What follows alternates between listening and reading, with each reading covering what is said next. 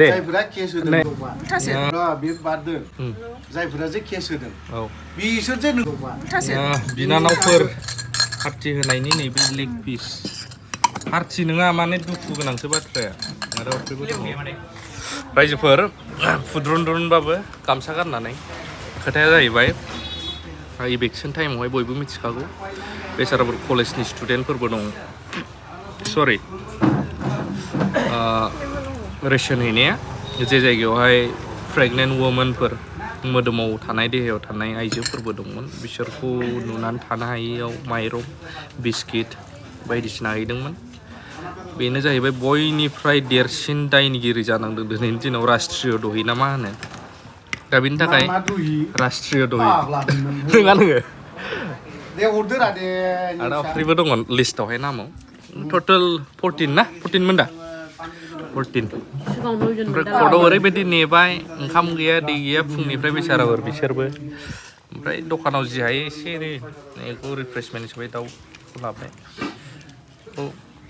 दे जादो आदा इउटुबारमोन होननानै बै आगै माबाया खुसमाया जाहाबाय ओमफ्राय माला जोबो केसा मिथिया मिनिबावबायसो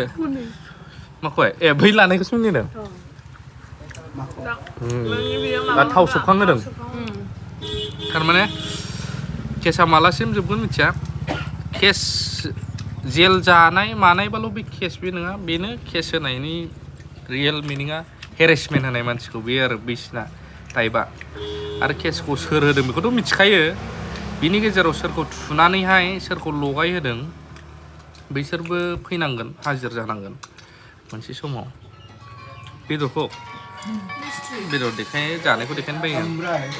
औ जायफोरा दे केस होदों दे जायफोरा केस होदों नै आंसो सोंनोसै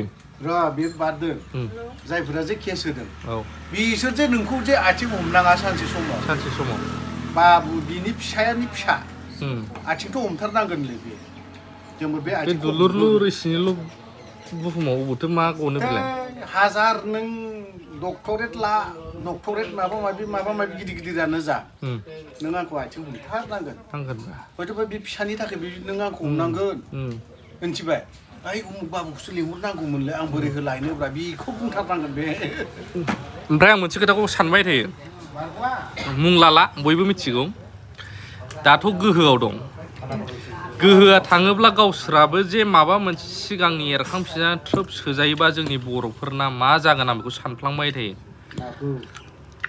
ओइ गोहो गोनांफ्रा सोरबा दा गोहोआव गैयैखायसो केसनो मा होनो नाम गैया गोहोआ थांखाङोबा उमुक केसानो रिअपेन जाफिनबायनो गोदोनिया नै बिदिया जानानै सोहैफिनजायोबा मा जागोन आं बेखौ मोथो सानो आरो मालाबा हाजारखि गिदिर लेक्सार होआ मानो बेबायदि रेसन हैनायावबो जुदि केस कट गाबाय थानांगौब्ला बेखौ जोंनिफ्राय बांसिन रायजोआ मिथिगोन